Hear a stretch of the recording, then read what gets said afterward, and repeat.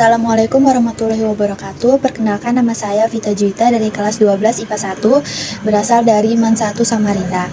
Kali ini saya akan memberikan kritikan-kritikan yang saya baca dari novel Rumah Melati. Novel ini adalah novel yang ditulis oleh Yesi Uno dan diterbitkan pada tahun 2014. Novel ini bertemakan horor dan penuh misteri. Dalam novel ini menceritakan tentang sebuah rumah yang mendapat julukan Rumah Melati karena rumah tersebut menanam melati secara khusus pada halamannya dan baunya menyebar setiap malam hari, dan siapapun yang berada di sekitar daerah rumah tersebut pasti akan mencium aroma melatinya. Dan dari tampak luar pasti semua orang akan mengira bahwa rumah tersebut menyimpan makhluk halus atau dedemit, tetapi situasi di rumah tersebut tidak semisterius itu. Di rumah tersebut dihuni oleh 4 gadis cantik gaul seperti anak yang lain. Di rumah tersebut juga mempunyai kamar khusus, dan kamar khusus ini menyimpan banyak sekali barang-barang, yaitu peralatan hantu yang tersusun rapi dan juga botol-botol dan kitab-kitab. Di ruangan ini memiliki AC yang sangat dingin. Tujuannya untuk menjaga obat-obat dan buku-buku tersebut agar tetap awet. Dan hanya 4 daralah dan juga ART, yaitu yang bernama Basuki, yang boleh memasuki ruangan tersebut. Dan 4 gadis tersebut memiliki kemampuan yang berbeda-beda untuk membasmi hantu. Yang pertama ada Andini, ia siap membasmi hantu dengan peralatan dukunnya. Yang kedua ada Stiva dengan peralatan pemburu hantu yang modern. Ketiga ada Winka dengan Al-Quran dan puasa Senin Kamisnya. Sementara Maria dengan memburu hantu dengan cara menggunakan Alkitab dan juga salibnya. Andini yang bertubuh seksi adalah seorang penganut paham vegetarian, tidak hari tanpa olahraga dan menghitung jumlah kalori yang masuk. Maria tetap dengan keanggunan khas perempuan Jawa, lembut dan perlahan sekali kalau berbicara. Tapi ada juga memang hantu-hantu yang tertentu yang harus diusir dengan cara kelembutan. Stiva menggilai teknologi dari gadget, FB, Twitter, sampai peralatan mandi tanpa air. Stiva adalah satu-satunya orang yang tidak pernah mandi di rumah itu.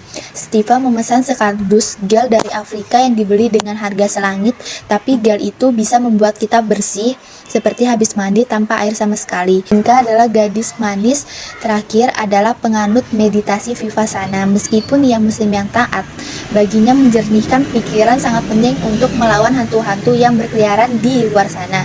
Jadi para klien tinggal datang dan 4 darah akan siap membantu klien tersebut untuk membasmi hantunya. Mereka selalu siap maju, tapi terkadang ada juga pelanggan yang ingin memilih cara untuk mengusir hantu. Kalau hantunya terlalu kuat, maka mereka berempat akan memberi energi masing-masing untuk mengusir hantu tersebut. Dan dari novel ini banyak sekali kejadian yang mereka hadapi dengan cerita yang berbeda-beda. Ada penunggu hutan Tawangmangu yang menceritakan si klien ini mengalami hal aneh, yaitu perubahan wajahnya yang dari muda ke tua setiap malam hari. Yang kedua adalah bocah penunggu kolam. Ini menceritakan tentang kolam renang yang banyak memakan korban, terutama anak-anak. Banyak tenggelam dikarenakan penunggu yang ada di kolam tersebut. Dan ternyata pihak di kolam tersebut membangun kolam tersebut tanpa mencari tahu asal-usul kolam tersebut, sehingga penunggu yang ada di kolam tersebut marah hingga banyak sekali memakan korban. Dan yang ketiga adalah mencari kepala babi ngepet. Ini menceritakan tentang suami istri yang melakukan ritual babi ngepet lalu gagal hingga suaminya meninggal dengan penasaran dan mencari kepalanya agar bisa hidup dengan tenang.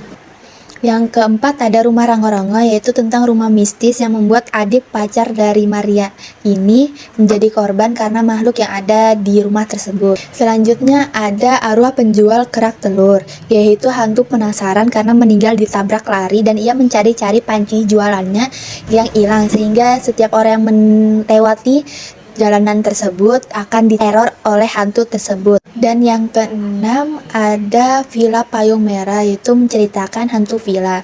Dan yang terakhir ini ialah pembasmian penghuni masjid landmark. Dari kejadian yang terakhir ini membuat Andini menjadi korban sehingga ia meninggal dunia. Dari novel Rumah Melati karya Yesi Uno yang saya baca ini sangat menarik perhatian dengan kombinasi tema horor dan misteri yang melibatkan sebuah rumah yang dijuluki Rumah Melati. Namun seiring dengan keunikan ceritanya, beberapa aspek mungkin dapat menjadi bahan pertimbangan, yaitu yang pertama ada pengenalan karakter yang cepat, yaitu cerita memberikan gambaran singkat tentang 4 gadis pembasmi hantu, tetapi pengenalan karakter terasa agak cepat. Mungkin pembaca ingin lebih mendalami latar belakang dan pengembangan karakter mereka. Selanjutnya itu kemampuan khusus karakter. Meskipun masing-masing gadis memiliki kemampuan unik dalam membasmi hantu, mungkin bisa lebih memperluas dan mendalamkannya agar pembaca dapat merasa lebih terhubung dengan keunikan dari masing-masing karakter ini. Yang ketiga itu pelebaran alur cerita. Ada beberapa cerita mistis yang diceritakan dalam novel ini. Beberapa cerita mungkin memerlukan lebih banyak pengerjaan untuk memberikan dampak emosional yang lebih kuat kepada para pembaca. Selanjutnya, penggunaan penilaian karakter. Beberapa karakter terlihat mengikuti penilaian tertentu, seperti Andini yang bertubuh seksi atau Stiva yang menggilai teknologi. Pengembangan karakter yang lebih kompleks dapat memberikan kedalaman dan keunikan yang lebih besar. Yang kelima ada kesinambungan alur. Meskipun setiap cerita mistis ini dijelaskan dengan baik, ada kebutuhan untuk memastikan setiap kesinambungan dan pengembangan alur yang baik antara cerita dengan cerita berikutnya.